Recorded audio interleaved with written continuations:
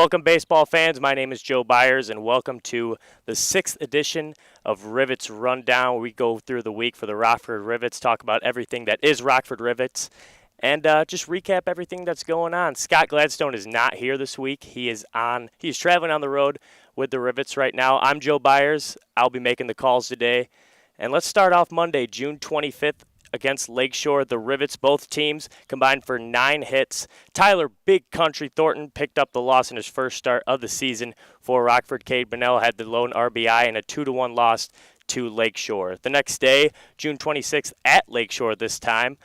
That game was postponed due to a lot of rain. It is rescheduled for July 19th. Wednesday, June 27th, there was a doubleheader against the first place Madison Mallards. In Game 1, we traveled to Madison. Despite putting up 8 runs in the 6 innings, the Rivets couldn't hold off the first place Mallards. Ryan Cole hit his first home run of the year, and Wyatt Mascarell and Corey Wright had 3 hits apiece in a 14-12 barn burner loss. Game 2, we went back to Rockford. Catcher Brock Mathis went 3 for 4 with a double and 2 RBIs that day. Relief pitcher Tanner Probst picked up his first win of the season after coming in for starter Cooper Kane, and the Rivets won that game against the first place Mallards 5-4. On Thursday, June 28th, we played Kalamazoo, the second place team in the South Division of the Northwoods League. Everyone in the Rivets lineup reached base that night. We were feeling it. 6 different Rivets had 2 RBIs or more. Brock Mathis continued to stay hot and hit his first home run of the year. It was a bomb over the left field wall out there behind me. Luke Anderson started his first game on the mound for the Rivets. He went 3 innings with no earned runs and 4 strikeouts in a 14-1 win over the Kalamazoo Growlers. On Friday, things got a little bit different here. Kalamazoo got the revenge they wanted after Thursday. They put up 9 runs in the first inning and had 20 hits total. This was starter Cole Bellaire's final game starting on the mound for the Rivets. He had spent the last 3 summers in Rockford since they first joined the Northwoods League. He pitched 31 2/3 of an inning this summer in 6 starts, 32 strikeouts with just 9 walks. 4-2 record and 2.55 ERA. So Cole Bellaire had a pretty good season for us this year, but the Rivets fell in that game 21-9. And on Saturday, June 30th at Battle Creek, we went to Michigan for the first time this year. The Rivets put up 2 runs in the first inning, but after the sixth inning, the game was tied at 4. Battle Creek then put up 3 runs in the 7th and ultimately went on to win that game. This was also Chase Keeter's last time on the mound for the Rivets this summer. And 6 starts this year, he pitched 36 2/3 of an inning, striking out 24, walking just 10 batters. He finished with a 3-1 record and a 3.43 ERA and a 7-4. The Rivets lost that game 7-4. On Sunday, July 1st, the first day of July, the Rivets put up 2 runs in 3 innings in a row. Going into the 4th, they were up 6-0. Battle Creek then posted a 7-run inning in the bottom half of the 4th to lead 7-6. The Rivets countered with a 5-run 5th inning, and that was capped off by Cade Bunnell's first home run of the year. And the Rivets went on to win that game in another barn burner, 12-11, to wrap up that week. And normally I don't get to talk about who I think has done pretty well this year, but Scott's not here right now, so I'm going to take advantage of that opportunity. I'm going to talk about the hitters of the week and the pitching of the week this last week. Hal Hughes had 12 hits in 6 games, 9 RBIs, and 4 stolen bases while posting a .414 batting average, as well as a .433 on base percentage. And Ryan Cole stepping into the leadoff spot for the first time this year. He was consistently in it this past week, and he did a great job. 10 runs in 7 games, 8 hits, 3 doubles, a home run, 5 RBIs, 7 walks, and 4 steals, as well as posting a .296 batting average, 46 on base percentage, and a .519 slugging percentage. Let's talk about pitching now. The defensive side of the ball, Tanner Probst. We're going to talk about the bullpen a little bit. Give him some props here. Give him some props. We'll put it that way. Tanner Probst, 4 2/3 innings pitched, including a big win against the Madison Mallards.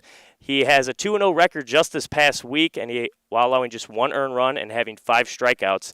And let's stick with the bullpen right now. The big donkey, as Scott likes to say it. Nathan Schneiderman, 6 innings with just 1 earned run, 2 walks, and 9 strikeouts, as well as a save. It's been a crazy week for the Rivets. A lot of runs have been getting scored, and let's see if they can keep it going. Scott Gladstone here with Notre Dame outfielder and Rockford Rivets outfielder Ryan Cole. Ryan, you have one of the highest on-base percentages. You draw a lot of walks. You have a lot of clutch hits. What's been working for you thus far this season? Just trying to work counts the whole season, get a pitch that I can drive and take a good swing at it, find any way that I can to get on base. You hit your first home run of the season in Madison a couple days ago. How'd that feel to let that one rip? It felt awesome. I mean, I don't hit a lot of home runs, so when I did, I feel great. There's a lot of Notre Dame influence in the Northwoods League. Kalamazoo has a lot of your teammates, and you mentioned you went up against one of your good friends on the mound. What's it like to play with one of your teammates, Anthony Hallbecky, and play against a lot of your teammates? I think it's really good to play with our teammates and against them because the whole season we're on the same team as them, so it's fun to get on a team with kids from different schools and then compete against our teammates, something new. Sounds good. What's up, boys? You know me, it's Joe Byers. Come on now. We've been through this before. Ryan, you can hit dingers, that's fine, but can you play small ball? Because that's what I'm about nowadays. I just like to get the job done. I feel like I'm the stereotypical leadoff guy, And, again, Brian said I'm a healthy scratch, so how about a little bit of a bunt off? We just so happen to have some cones set up here. What do you say, you down for a little bunt off? Of course I am. Let's do it. Oh, this might be it. This might be it. Oh, it's not guaranteed. I attempted. That's fine. That counts. Don't bunt on it if you don't want it. Oh. That's my sweet spot. Oh! Still two. Last chance. Time! All right. Wait, hold up. I pulled back. You saw it. Did you give a call time? Oh. Okay, two. Final. Yep, you're good. Oh, wow. One for one. That was a really bad pitch, too. Yeah, I got my first one. Oh. It's like two. Four. Already over. Repetitions. Six. Don't be afraid to step out of the box. Call time. Oh, hit the post. Give him one. Count. We count. It's not. Scott Gladstone here after a pretty dominating performance by Ryan Cole over Joe Byers in the Average Joe bunting competition. 7-2 final score. Joe, you hit the first one, but then it seemed to tail off. What happened? I'd been practicing BP earlier in the day. I set up, got out here about 4 a.m. Just before the sun got up. And I was kind of just ripping dingers, lost a couple balls in the outfield, but need to work on my bunting a little bit more. So, all right. Ryan, you made that look easy. What was working for you? I mean, it wasn't really hard to beat him, but. All right, that's all here. Ryan Cole, good luck the rest of the season. Joe, now 0-5. Scott Gladstone here with outfielder Jacob Vander Wal. Jake, first question, what's your biggest goal this season in Rockford? Biggest goal is I want to win games. Game's fun when we win, so I want to do what I can to make sure we win. All right, why are you playing in Rockford this summer? I played here after my freshman year. I love Brian. He's a good dude. Runs the team well. It's a fun place to play. And then, it's the Northwoods. So, What have you enjoyed the most about this season thus far and this team? probably just getting to know everybody. It's cool meeting everybody from across the country, making new friends. So probably that. Favorite MLB team? Detroit Tigers. Favorite non-MLB pro team? Detroit Lions. A lot of Detroit action coming. Professional comparison or somebody you try to model your game after? I love Charlie Blackmon. I love the way he swings, leadoff guy with some pop. Puts out 30 a year at 100 RBIs at a leadoff spot. Good, clean mechanics. So probably either him or maybe Mookie Betts just with what he's doing. All right. Favorite ballpark to play in the Northwoods League other than Rivets Stadium? Probably Madison. Ball flies, fans are hostile. It's a good environment to have some fun. Probably Madison. If you had to sit next to one of the teammates on the current Rivets team for a 6-hour bus ride, say, who would it be?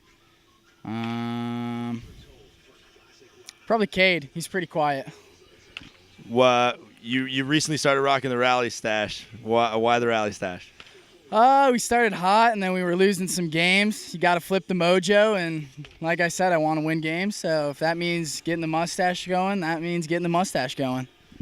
All right, Scott Gladstone here with Jacob Vander Wal and the Rally Stash. That is it for this week's edition for Rivets Rundown. Thanks for dealing with just me today. I hope you guys don't miss Scott too much, but I know I definitely miss Scotty G. Let's talk about this upcoming week. July 6th at 6:35 here at Rivets Stadium against Battle Creek will be superhero night, so put on a cape, put on something superhero, get out here and enjoy some good baseball with the Rockford Rivets. The next day, July 7th at 6:35 yet again against Battle Creek, yet again, will be Military Appreciation Night with post-game fireworks, always a good time. Veterans and active duty members of the military will get in for free. I am Joe Byers. Thank you for watching this week's edition of Rivets Rundown. For Scott Gladstone, see you next week.